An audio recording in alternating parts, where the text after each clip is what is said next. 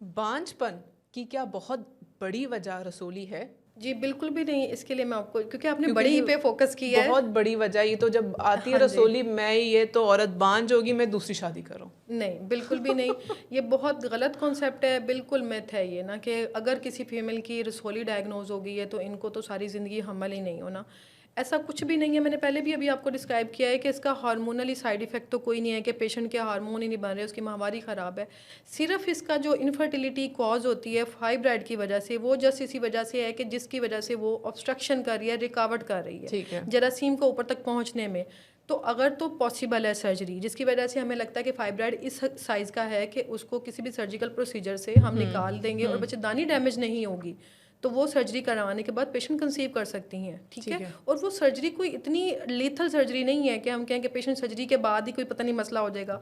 बहुत आम सर्जरीज हैं आजकल, कैमरास पे हो रही हैं, लेप्रोस्कोपी पे हो रही हैं, दूसरी सर्जरी के अलावा और ऑप्शंस हैं, जिसकी वजह से उस रसोली को अंदर ही बंद कर दिया जाता है कैमरे के जरिए। उसके अंदर ऐसे केमिकल डाले जाते हैं जिसके वो अंदर जाके वो जल जाते हैं और वो खत्म हो जाता है, फिर उसको फॉलो करते हैं तो वो खत्म होता है। मीन्स कि अगर वो इतने बड़े साइज की नहीं है जिसकी वजह से बच्चेदानी डिस्टर्ब हो रही है, तो उसको खत्म कर दें। जो वो रिकवर कर रही है वो रिकवर दूर कर दें। ठीक है। अगर रिकवर दूर नहीं भी होती, फिर फर्टिलिटी के और ऑप्शंस हैं। ठीक है, बजाय इसके कि हम ये सोच लें कि रसौली है और पता नहीं क्या, ये ऐसी कोई चीज़ है जो ये एक बांझपन की वजूहात में से एक वजह है। एग्जैक्टली। और वो भी पर्टिकुलर केस में, हाँ, कि हर किसी में नहीं। फाइब्राइड किसी के सबसिरोजल होते हैं। बच्चेदानी की देखें 3 दीवारें हैं, एक अंदरूनी कमरे की दीवार है, एक दरमियान की ईंटें हैं, एक बाहर का सीमेंट है। ठीक है।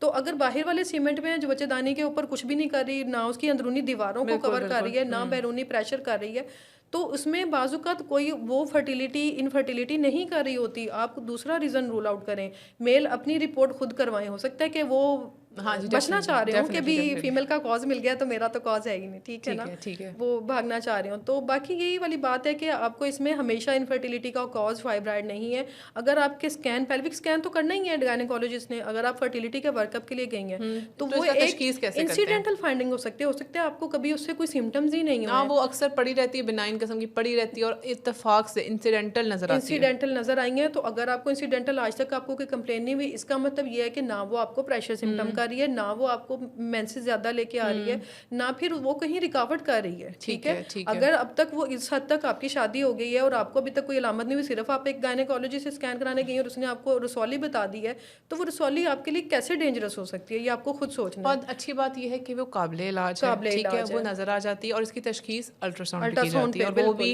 इजीली अवेलेबल है, हर जगह अवेलेबल है। बस आपने अच्छी सर्टिफाइड गायनेकोलॉजिस्ट अपने देखें, उनके साथ आपने लग के ट्रीटमेंट करवानी है। ट्रीटमेंट पे बात है, इलाज, रसोलियों के इलाज क्या क्या मौजूद है? जी, रसौली का अगेन वही बात है कि डिपेंड्स ऑन सिम्टम। जिस अलामत के साथ पेशेंट आया, अगर आपके पास उसकी अलामत को लेके चलना है, माहवारी के मसाइल के साथ आया तो माहवारी के मसाइल डील करने के लिए माहवारी के दौरान दवाइयाँ दी जाती हैं। ठीक है। अगर माहवारी के मसाइल के साथ नहीं आया, पेन के साथ आए हैं, तो फिर हमने थोड़ा फाइब्राइड के साइज को कम करने की मेडिसिन से, ठीक है, दर्द के लिए फिर साथ दवाइयाँ भी देंगे और उसके रसोली के साइज शुरू में बात की थी कि हार्मोन्स एक्टिव होने की वजह से इसका साइज बड़ा होता है। तो हमने कुछ अरसे के लिए, अगर उस पेशेंट का फर्टिलिटी कंसर्न नहीं है, वो अभी बच्चा नहीं चाह रही है, अभी नियर फ्यूचर में भी नहीं चाह रही हैं, सिर्फ उनको प्रेशर सिम्टम है या वो उनकी खून के बहाव की वजह से एचबी बड़ी कम हो गई है, तो उनका हमने फाइब्राइड का सिर्फ साइज कम करना है। उस साइज को कम करने के लिए मेडिकल ऑप्शन है, अंदर रखने के लिए, यूटस के अंदर रखने के लिए डिवाइसेस हैं, हार्मोन डिवाइसेस हैं, बगैर हार्मोन की डिवाइसेस हैं। ठीक है, ये सारा कुछ लेके चलेंगे। इवन अगर पेशेंट को प्रेशर, ये सारा कुछ पेशेंट ट्राई करके आपके पास आए हैं। ठीक है, वो ट्रायल लेके आए हैं, ये स्टेप वाइज है। तो वो ट्राई लेके आए हैं, तो फिर आपने आगे चलना। अगर फर्टिलिटी कंसर्न नहीं है, पेशेंट की फैमिली कंप्लीट है, तो फिर उनको आपने ऑप्शन देने हैं कि सर्जिकल ट्रीटमेंट क्या है। ठीक है। सर्जरी में भी फिर वही लेप्रोस्कोपी सर्जरी हो सकती है या फिर ओपन सर्जरी होगी, जैसे लेप्रोस्कोपिक होती है, ओपन होती है और फिर कैमरे के जरिए या फिर ओपन रूटीन सर्जरी। अच्छा, ठीक है। और कुछ हो सकता है? 3 ऑप्शन में सर्जरी से पहले हम उसके साइज को कम करने के लिए हमने इंजेक्शन दे दिए हैं। उसके बाद सर्जरी आपको बताया जैसे 2 कैमरे के जरिए भी हो सकती है, अंदरूनी कैमरा है या पेट के जरिए कैमरा। फिर एक और साइज को कम करने के लिए जो हम आरटी के अंदर रेडियोलॉजी के पॉइंट ऑफ व्यू से हम इंजेक्शन डालते हैं। ठीक है, अल्ट्रासाउंड गाइडेड टीका डाल के रसोली को, जैसे कहते हैं ना, वो उसको कहते हैं जला के खत्म नहीं होती, वो छोटी होकर सुकड़ जाती है, पड़ी रहती है लेकिन सुकड़ जाती है। क्योंकि पेशेंट हमारे पास अब अगर जिसका फर्टिलिटी कंसर्न अभी नहीं है और वो सिर्फ हम साइज कम करना चाह रहे हैं, और ये प्रोसीजर भी पाकिस्तान में हो रहा है और इवन मुल्तान में भी हो रहा है, हमारे अपने सेंटर में भी हो रहा है। जी बिल्कुल, ये मुल्तान में पहली बार इसी सेटअप पे हो रहा है, और ये बहुत बड़ी बात है। बिल्कुल, ठीक है। और दूसरी बात ये कि इवन फर्टिलिटी कंसर्न्स में भी इवन को जिन पेशेंट को प्रेशर सिम्टम्स हैं और उनके हस्बैंड चाह रहे हैं कि सर्जरी हमने नहीं करवानी है, तो सिर्फ एक इंजेक्शन के ज़रिए, जिसको हमने यूट्राइन आर्टरी एम्बोलाइजेशन बोला है, तो उसके ज़रिए हम अल्ट्रासाउंड की एक टेक्निक के ज़रिए उसको बंद कर सकते हैं। डेफिनेटली वो बिल्कुल ख़त्म हो जाएगा वहीं पे। जो उसके प्रेशर सिम्टम की वजह से रिकावट आ रही थी हमल होने में, हार्मोन की वजह से नहीं थी, तो बिल्कुल उनको हमल हो जाएगा, उसका भी हल हो जाएगा। एक और बिल्कुल लेटेस्ट जो टेक्नोलॉजी एक और है, MRI गाइडेड प्रोसीजर भी है। उसमें भी बेसिकली यही है, यूट्राइन आर्टरी में हमने आर्टरी के अंदर एक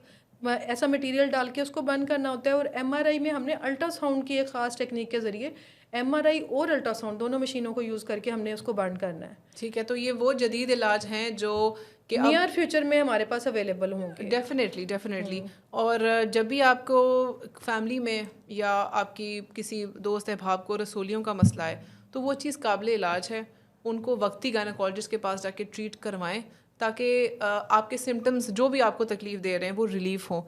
और ये चीज़ें काबिल इलाज हैं, और इन चीज़ों को किसी को प्लीज़ बॉडी शेम ना करें किसी वजह से उनको क्योंकि अगर किसी के अंदर कोई ना कोई तशखीस होती ना, वो ऑलरेडी थोड़ा सा बंदा स्ट्रेस में आ जाता है कि अच्छा मेरे अंदर ये मसला है, तो उसको इस चीज़ से मज़ीद पॉइंट आउट ना किया करें, उसको भी रिलैक्स किया करें। और ये वीडियो का मकसद भी है कि आपको भी पता चले कि इट्स ओके, ये बन जाती है और ये काबिल इलाज भी है। बहुत शुक्रिया।